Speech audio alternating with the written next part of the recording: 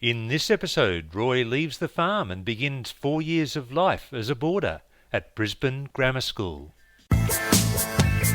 Welcome to Young Roy, a show which explores the adventures and misadventures of Roy Giesemann and the people, places and events that have influenced his life. Welcome to episode number 2, and on the line I have young Roy himself. Welcome, Roy. Good day to you too, Peter. And it's good to have you there. Now, Roy is actually in Queensland at the moment visiting, and there's a reason for that. What's the reason for that, Roy?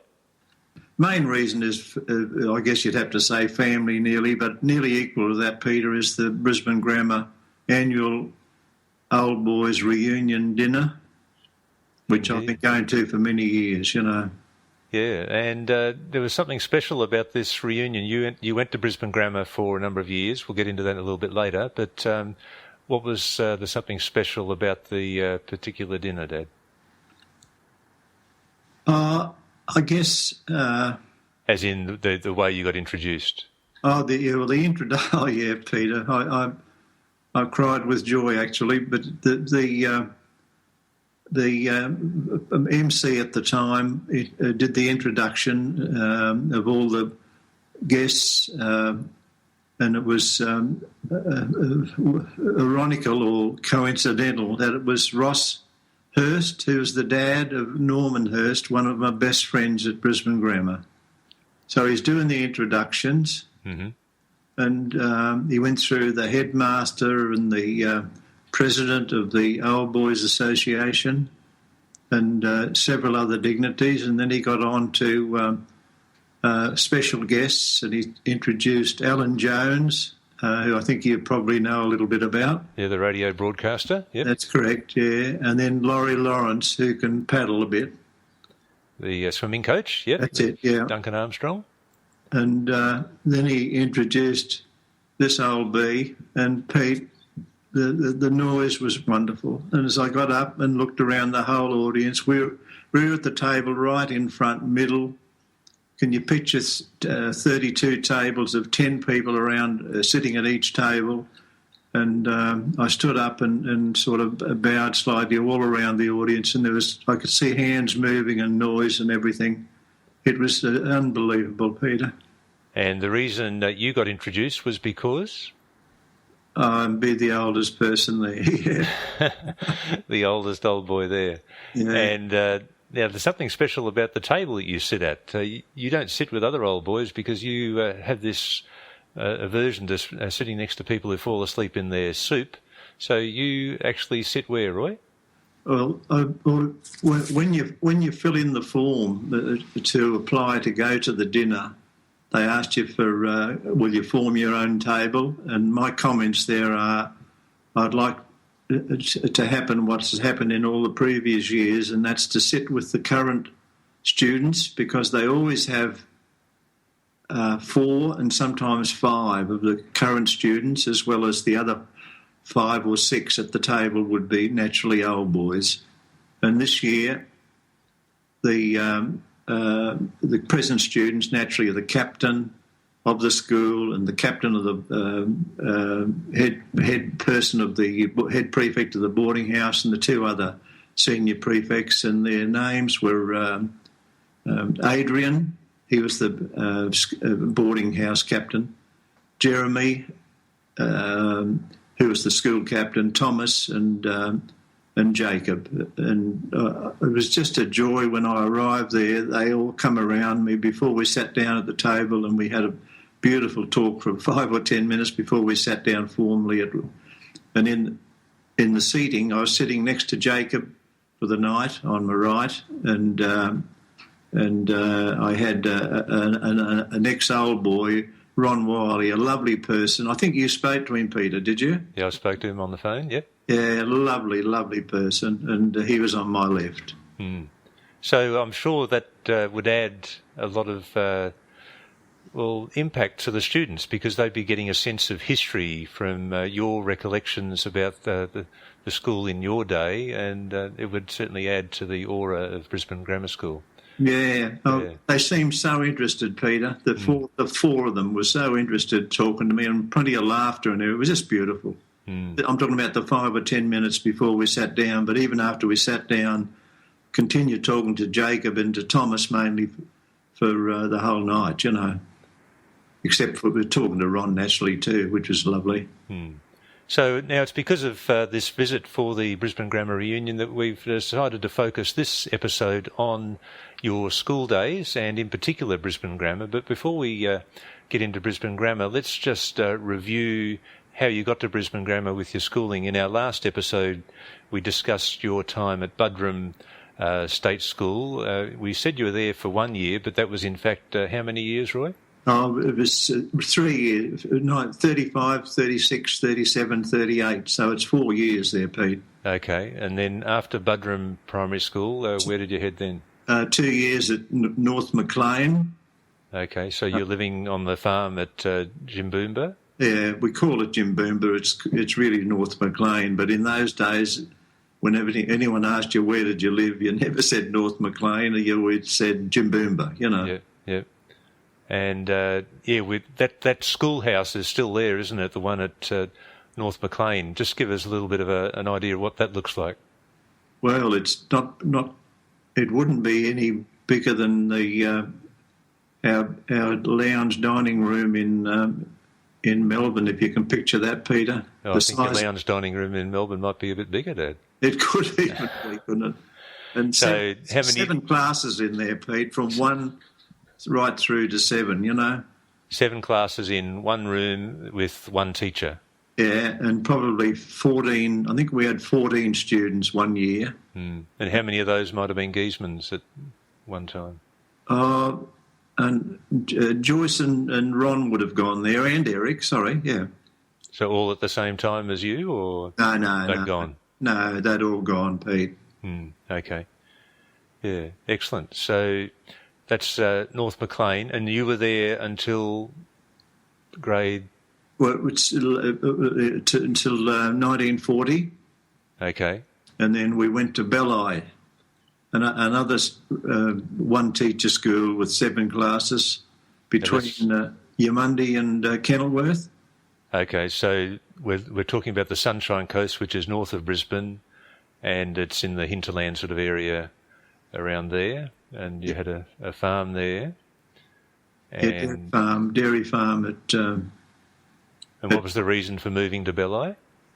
I guess it was the war years, Peter, and they just needed people to, our family, to work on the farm because Henry had joined the AIF and Walter joined it later on, and Mum and Dad decided they should be up there to help, which we all did. We all helped with milking the cows and everything, So who essentially was in charge of that farm then?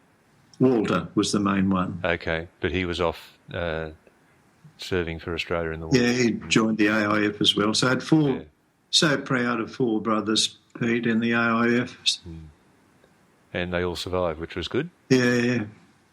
Yeah, excellent. So from Belli then, how long were you there? Just 1941.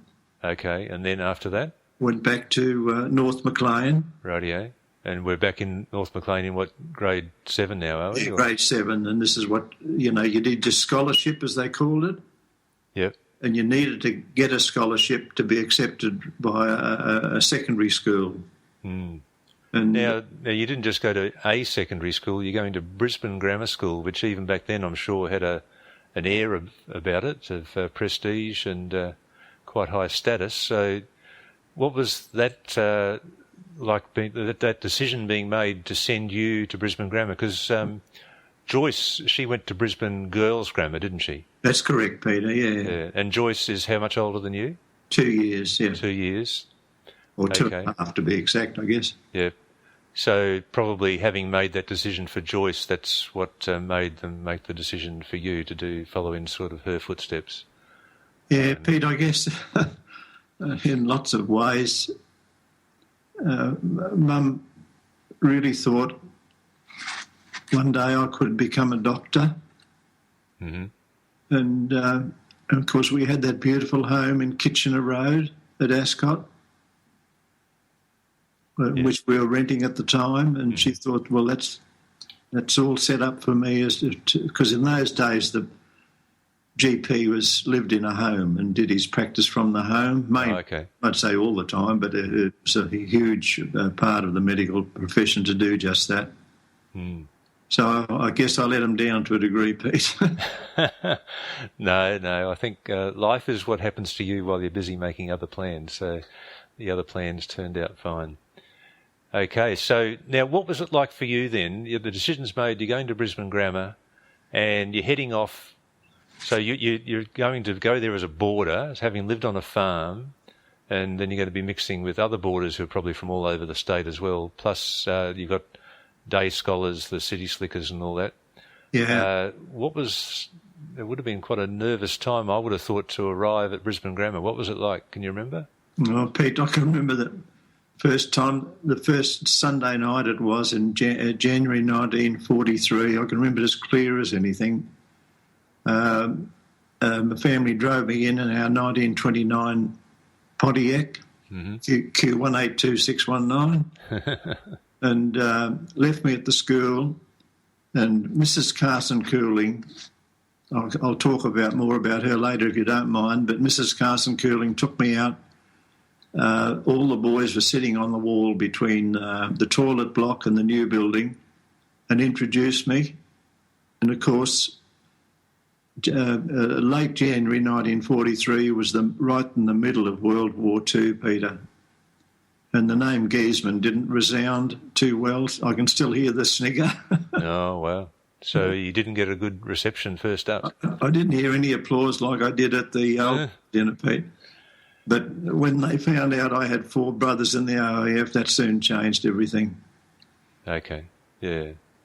No, that's good. So now you're wearing, let's get a sense of what you're wearing to school. So I dare say, had you worn shoes much before going to Brisbane Grammar? Never, Peter. Never. So this is the first time you're wearing shoes to school? Yeah. And when we used to go down from the after school, at boarding school at Grammar, to practice cricket or football and that, I used to go down in bare feet, not even know I was walking on stones, and everyone else is tiptoeing through the tulips. Oh, dear, yeah. So in your first year then, just give us a sense of the sort of subjects you did, the teachers you had, the mates you had, that sort of thing. Yeah, I guess the best mate probably was Mervyn Leslie Eaton from Mount Mee, but his name was never called Mervyn or Leslie. It was always Dick Eaton. Okay. And he probably became the closest mate. But there were lots of Johnny Williamson was. They're all beautiful boys, Pete. And were they mainly boarders? Were your mates? Were they? Yeah, in those days it was a bit, I suppose, crazy in a way, but just tended to be us and them. And the day boys and the boarders, and very distinct line, but a bit crazy because people like Normhurst and that were the salt of the earth, But as a boarder, you'd certainly get an extra bond with people you're spending 24/7 with. You're spending all that time with them, so you'd have to get closer to them just naturally, wouldn't you? Yeah, with not only in classroom but also in sport. So, talk of sport. We know you love your sport. So, did you get into sport straight away in your first year at Grammar? Oh, Pete, I couldn't believe I didn't have to get up at 5:30, 6 o'clock and milk the cows every morning, or leave school at 3 o'clock in the afternoon so as I could help milk the cows in the afternoon. And at Grammar, didn't have to get up. Had to get up to have a cold shower, but that didn't last too long. And then after school, no cows to milk, sport. And I thought I was in heaven, truly. Okay, wow, yeah. And your sport was, so you start in summer, so I assume it's cricket, is it? Yeah, it was cricket then, and then football, of course. But running was my best, I guess. I did win the 100 yards, as it was in those days, and 220 yards from my age group. Okay. And represented the school not too well, by the way, but I did represent Brisbane Grammar at the exhibition oval. Oh, and there was an aside there, just thinking about it. On that Saturday morning of the GPS Sports, all of the people who were participating in the athletics were given a steak for breakfast, Peter. And this is before you ran? Yeah. And that was believed to give you extra strength on the day, is that the story? Yeah, it was the only steak for the whole year, of course, but it used to be, because everything was rationed in those days, Pete. Yeah. Now, I know I've heard you run at your company Christmas functions. When I say I've heard you run, I've seen you run, but I've heard the noise you make while you run. Did you do that when you were a teenager as well? Probably did, and can't remember truly, Pete. But probably did. And hissed, you mean? Yeah, can you describe your running action via your mouth to everybody? Oh, just... And your tongue's rolled up and you're hissing away, and so anyone in front of you would think, oh my gosh, what's happening? What's this thing coming behind me? You'd be like a steam train. Yeah. Oh, I used to love athletics and the uniform. We were so proud to wear the Brisbane Grammar sporting clothes, Pete, and naturally their normal uniform at school and everything. Now, speak of traditions with the school. One of them, of course, would be a war cry, and I dare say you might remember that war cry, Roy. Could you give us a little rendition of it now? No, I'll give you some of it. Wongrata, Wongrata, Tarragara, ya, light blue, dark blue, ya, ya, ya. But and the motto of the school, Pete, was nil sine labore, and still is. That hasn't changed from day one, I'd say, and that's nothing without labour, and it's something myself and I'd say most every other student followed. You know what I mean? Yeah. Without working hard and diligently, is the best way to get on in the world, you know. So your first year at Brisbane Grammar is 1943? 43, yeah. Yep. Okay, and then you did 5 years there? 4, Peter. Oh, 4. Okay. Yeah, 3rd, 4th, 5th and 6th were the grades, and 6th grade was the what you needed to qualify for matriculation for the university. Okay. And, of course, today they've got the grades go from 5 to 12, Peter. It's amazing. And 12 is the matriculation year, but can you picture the difference in the age groups from now to then? Well, I can picture the cost of sending a child to that school from age 5 to... from grade 5 to 12. That's a lot of money. Yeah, well, a boarder nowadays, Pete, is you'd get no... a senior boarder now, you'd get no change out of $50,000 a year. Wow. And but, you know, to get there for the 4 years, I know my mum and dad and two of my brothers, Gordon and Eric, all contributed 25% each and I know the price wouldn't have been $50,000, but no, it was... in relative terms, it would have been expensive, yeah. It would have been, Pete, I reckon, yeah. Oh, that's great, isn't it? Oh, fantastic. Now, what about... so you're boarding. Now, how often do you get to go home? Oh, probably once certainly every term, every school term. And okay. I'd always love to get home to the farm at... as we'd call it, Jimboomba then, but the farm at North Maclean, Peter, on the corner of Chambers Flat Road and Mount Lindesay Highway, 320-acre dairy farm.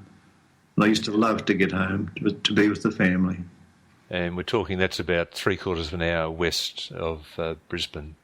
No, so it's due south, 40 kilometres due south of the GPO. Exactly 40k.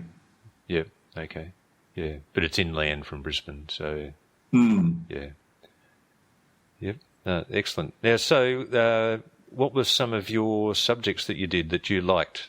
I know you're a keen mathematician, so I dare say maths was a favourite subject. Is that right? Yeah, I'd say, yeah, Softy Mailer. He was one of my teachers in that. I can always remember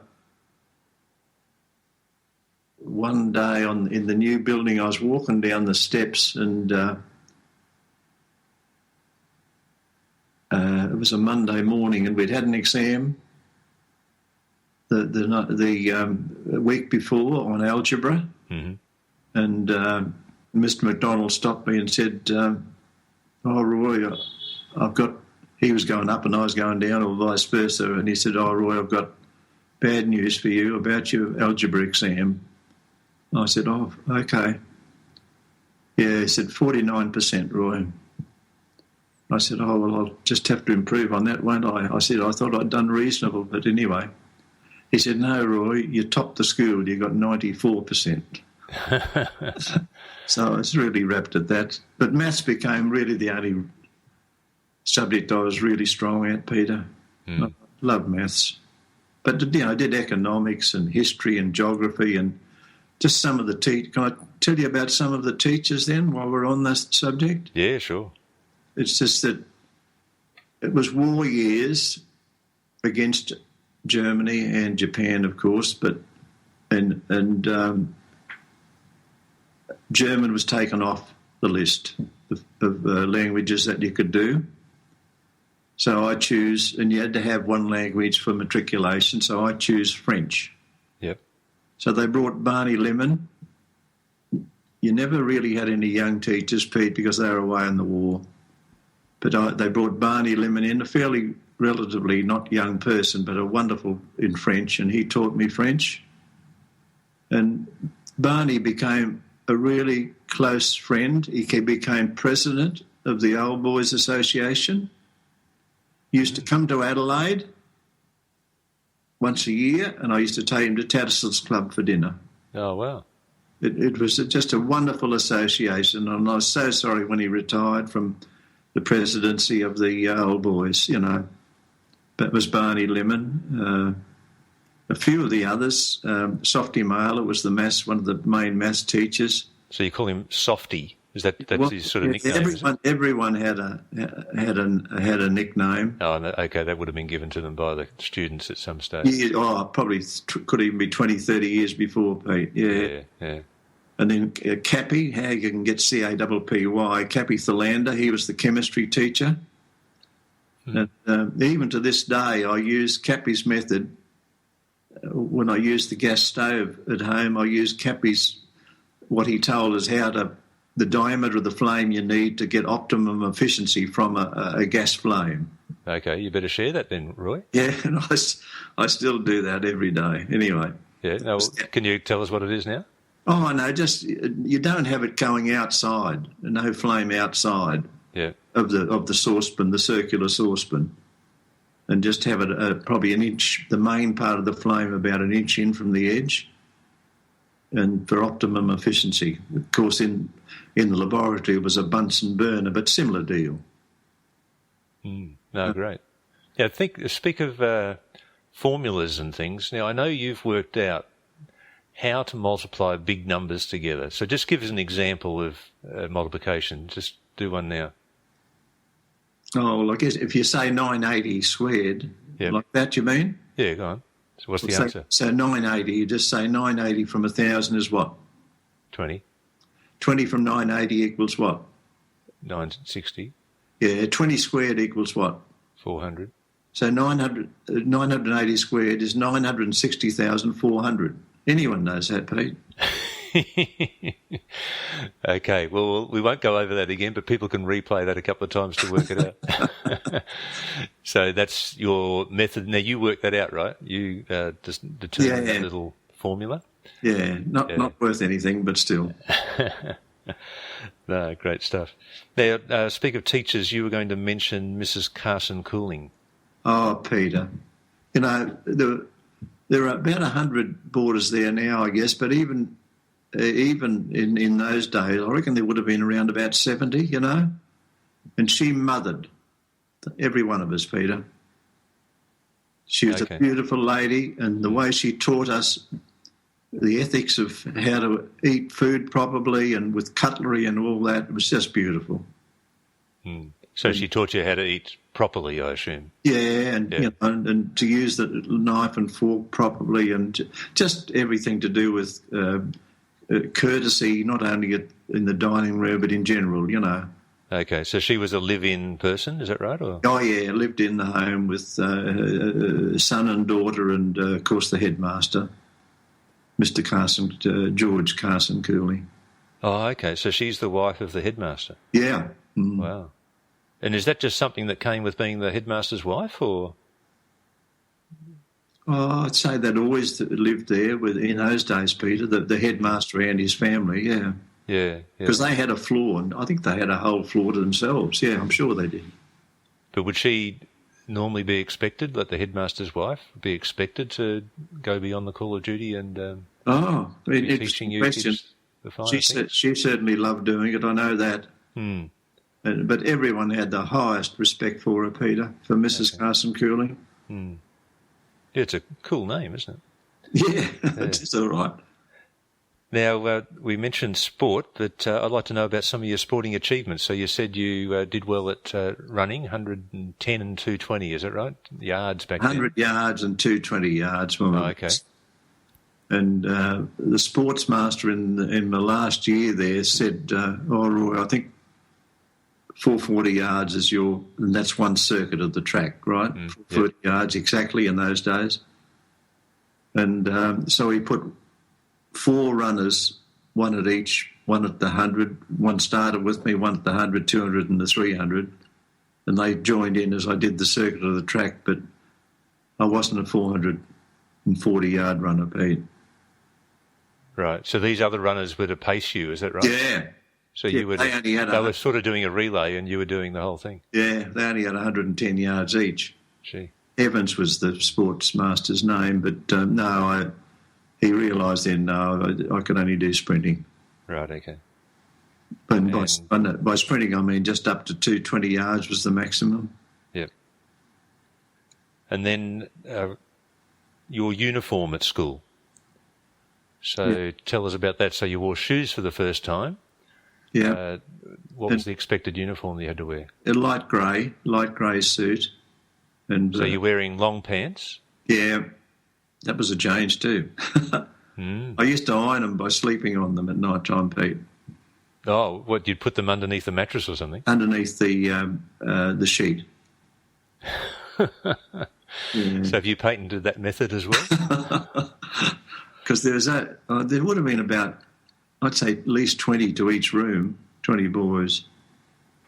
Oh, wow. Now, you mentioned the showers, and did you say you had cold showers? Yeah. So that's summer or winter, it's a cold shower? Yeah, but you never had to wait, Pete. No, well, you'd be in and out in a flash, wouldn't you? Especially in winter time. Oh. Yeah. Gee. Never thought anything of it. Now, there's a story you've told before about being referred to as Mr. Coat. Do you want to tell our listeners about that one? Yeah, well, every Sunday we would march, each separate group of each denomination would march to their church on Sunday morning, and the Methodists would march down past Victoria, past the park there, down to the Albert Street Methodist Church. And in wintertime, it was relatively cool early morning.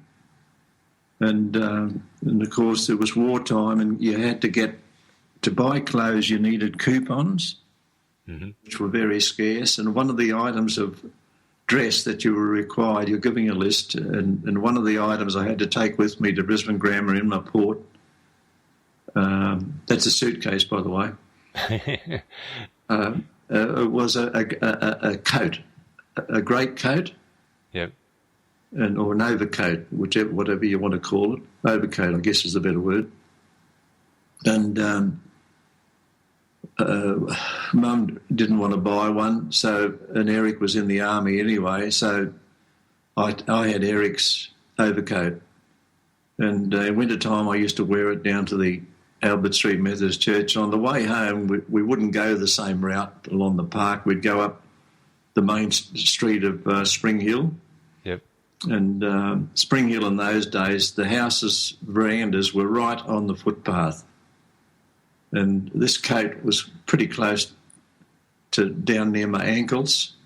And I can still remember on certain verandas people saying, "Oh, here comes Mr. Coat." Because that's probably all they could see coming was a coat.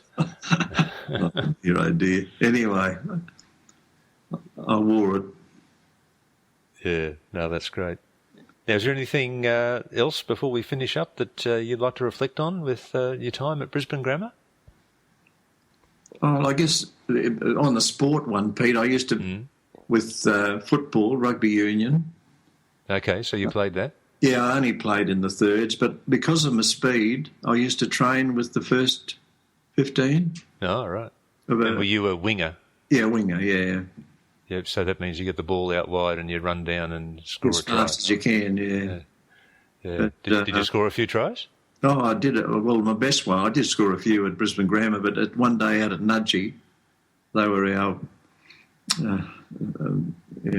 anyway, we used to look upon them as nearly unbeatable. But I did score a try against Nudgee one day, and I was really tickled pink. Had my name in the paper, Sunday Mail next day and everything, and thought it was the world. It was wonderful. So when you said you were training with the first, did you actually play with the first? Or? No, it wasn't good enough, Peter. But you were good enough to train with them? Yeah. They just thought they could bring you on. Is that the story? Or? Yeah. Yeah. Yeah. Well done. And, passing was a big deal in the training, and I had no trouble keeping up with them, if you know what I mean. Okay, yep. And the other thing at practice was for cricket. I used to open for the second 11 for a couple of years, and our coach was none other, not a bowler by the way, which was my forte, was opening bowling, but our coach was W.A. Bill Brown. And, of course, this is 1946, and 2 years later he's part of the Don Bradman's Invincibles in the UK and England, you know. That's the cricket team that toured England and didn't lose a match. That's correct. Yeah, and he was your cricket coach. Yeah. Quite a famous name as an opening batsman, that's right. Yeah. Yeah. Like Ray Lindwell and Colin McCool, they all come from Sydney, Peter. Okay. Yeah, so we used to welcome people, cricketers like that in Queensland, because we needed HELP, if you know what I mean. I do. But now, you can't talk about a boarding school without talking about the food. So give us an insight into what your meals were like. Were they regular, like Monday night was the same meal and all that sort of stuff? Or? Well, in the wartime, Pete, with the rationing on butter and other commodities, it was, you got a square of butter, which was so small, Peter. I'd say, looking at my hand, I'd say approximately half the size of your small finger. Yeah. So that was the square of butter you got. And that was to put on whatever bread you had there. Yeah. Yeah. And there were 3 long tables in the dining room, and the waitresses would bring their trolley to the head of each table and then pass it down. Each table was probably about 25 people at. Mm-hmm.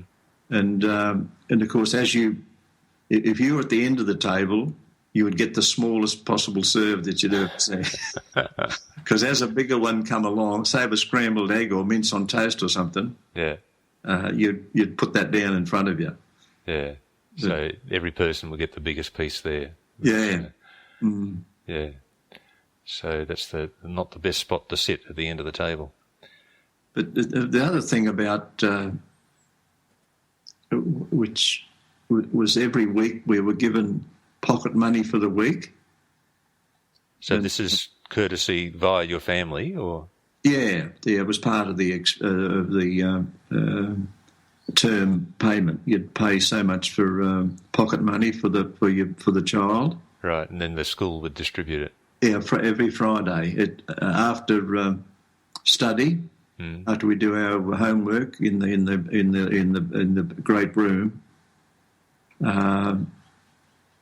we would be given. When I was in 3rd and 4th form, it was 2 shillings, and when you're in 5th and 6th form, it was 3 shillings. Oh, wow! For the week. So we thought we were made. Yeah, that's not a bad little bit of pocket money back then. No, it was fine, Peter. Yeah. Excellent.